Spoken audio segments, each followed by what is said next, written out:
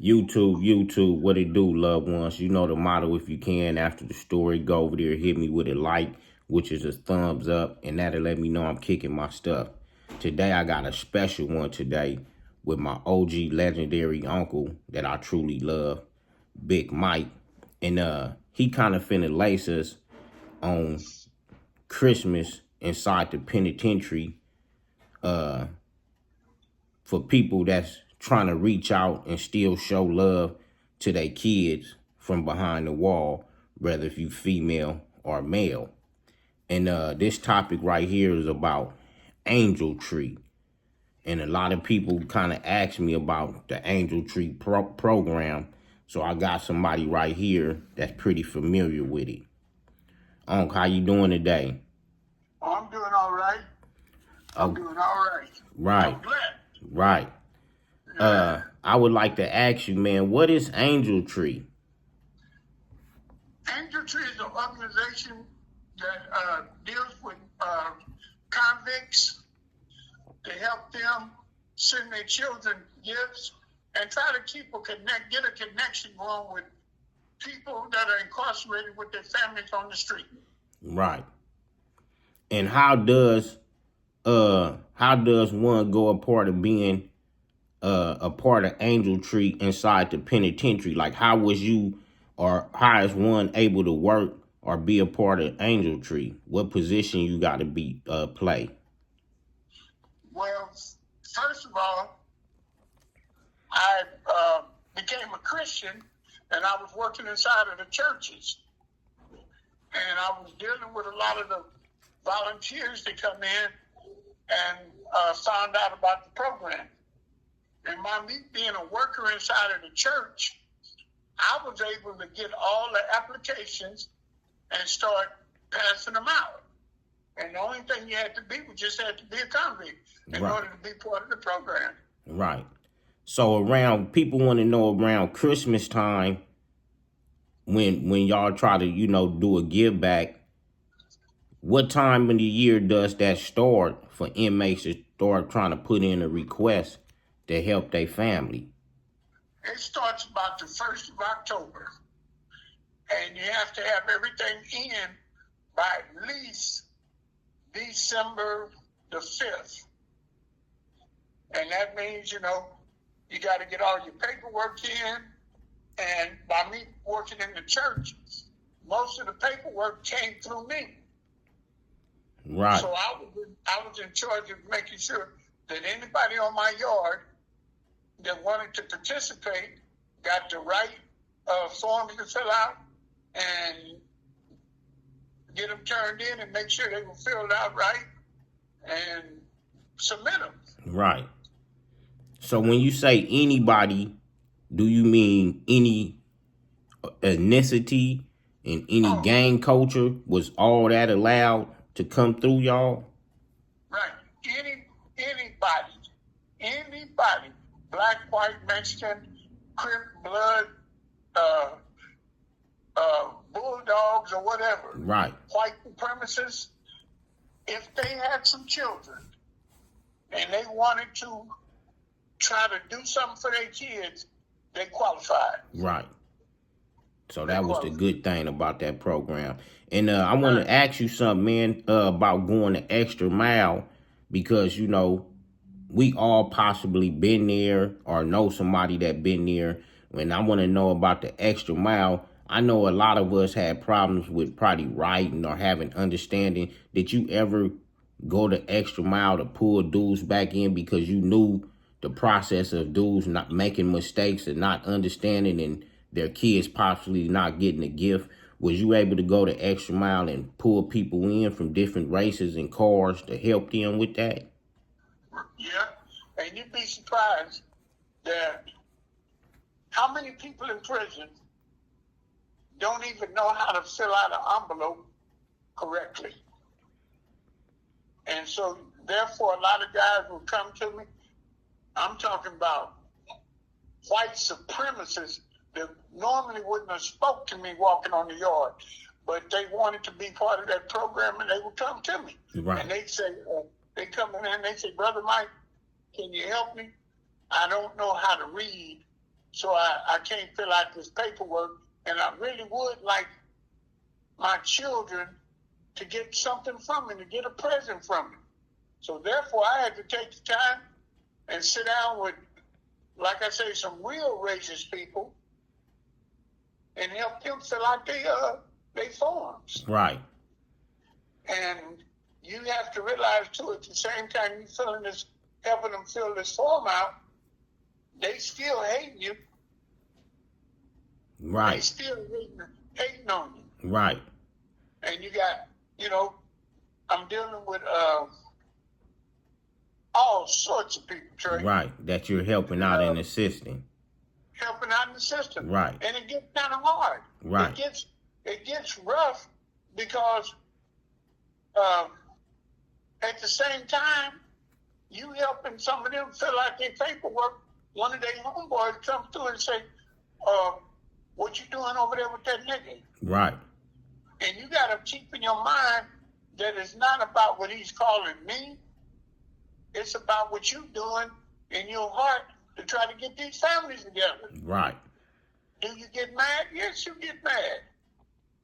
Yeah, but it becomes bigger than your anger. Right.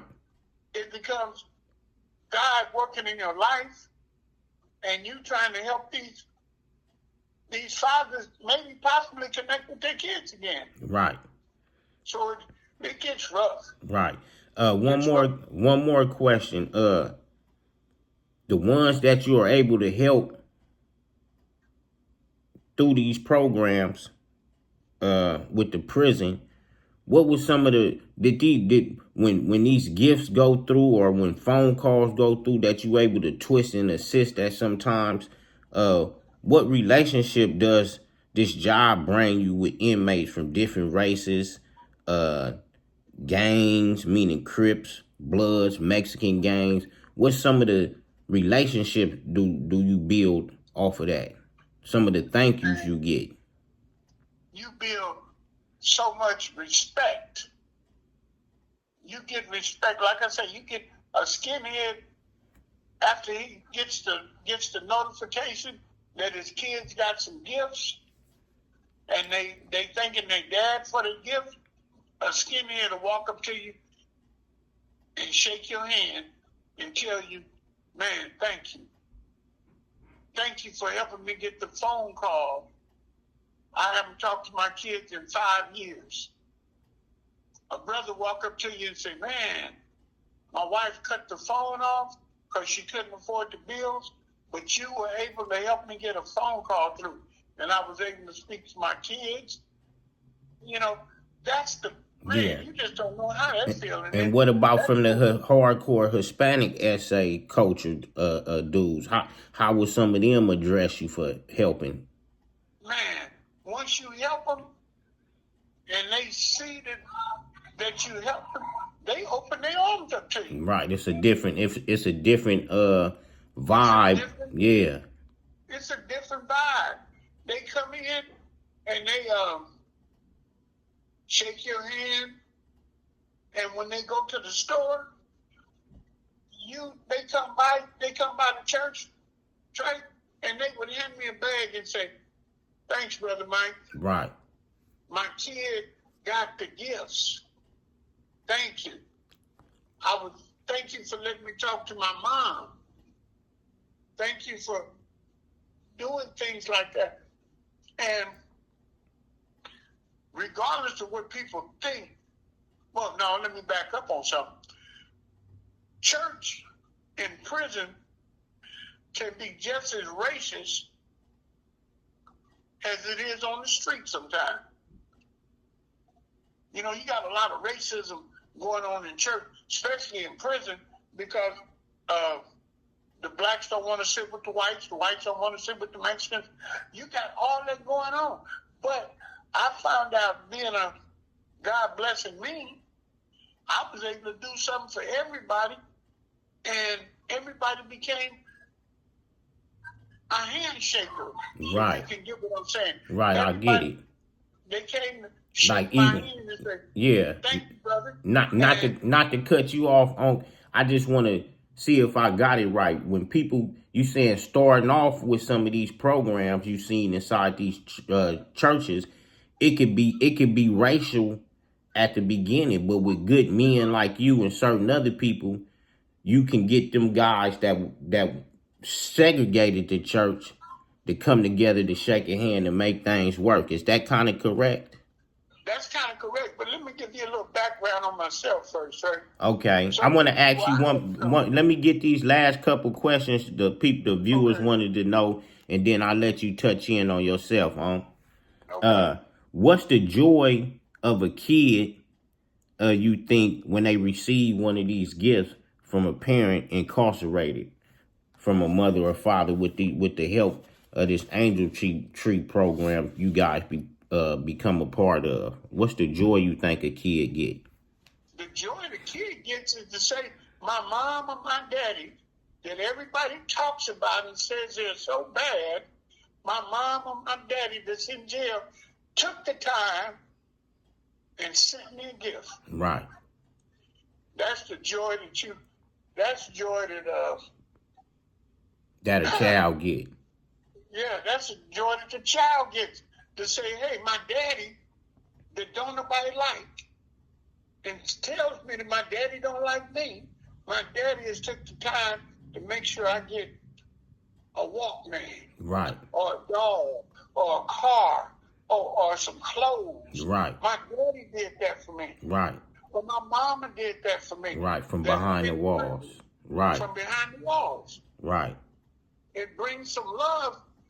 Man, when my kids, I did it for my kids, and they called me, they wrote me letters, and when I talked to them, they was like, thank you. Thank you.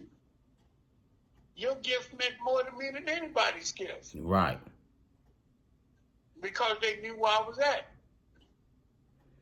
And that's it. Yeah. That's a blessing. That's a blessing. I want to ask you one more thing before you kind of go into what you wanted to talk about on.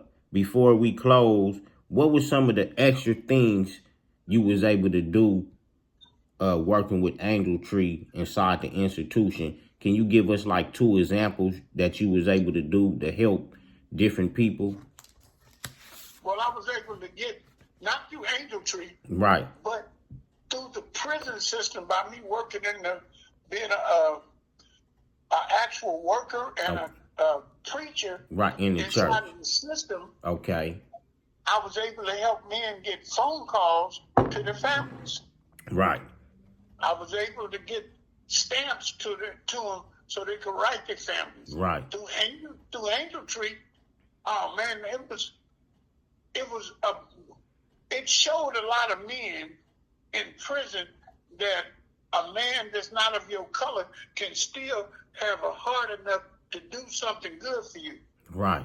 To try to help you. So it showed that just because he's black and just because he's white, don't mean that y'all can't get together on a common ground and to help each other. Right. And believe it or not, those gifts, man, that calmed down a lot of stuff in prison. Right.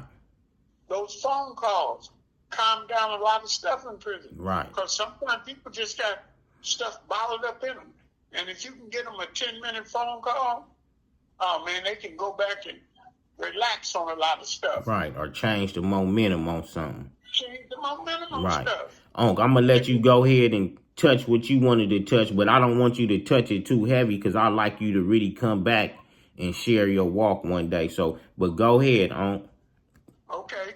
Well, as far as me telling you about being nice, I wasn't a nice man. Right. I wasn't a nice man. I was a gang member. I've been to prison several times. I got K number, E number, and a D number. So I've been to prison a couple of times. But the last time I went to prison, I saw something and I just hooked on to it. And I became part of a church. And I found out the things that I could do being part of that church. And it had nothing to do with racism or nothing. And it was just a blessing. That just shows where I came from. To have a heart to want to assist people in prison. Right. And I was a convict too, though. Right. You know, I was right there with them. Right. I was right there with them. But the Angel Tree program, man, you'd be surprised at what it did for men, to make men feel like they were fathers again. Yeah. Hello? Yeah, I'm listening. I was just taking in what you were saying, just feeling it. Yeah. I have to slow down on that because it brings some tears to my heart sometimes. Right. I know, because me being your nephew, I know you did a lot of time in there, and I know your background is interesting as well. Right. So yeah. It brings tears to my heart to say how blessed I was to really be able to do that for people. Right. And then I was able to see how these prejudiced people that was walking around there, like I said, I'd be helping them fill out the paperwork, and they would still call me a nigger. Right. Behind your back or something, yeah. Right.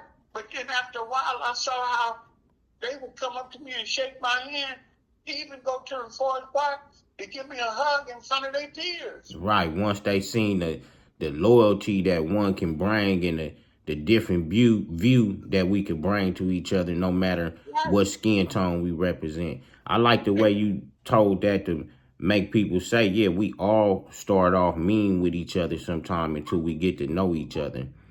Can you send us with a positive message before we close out on? What would you send us with?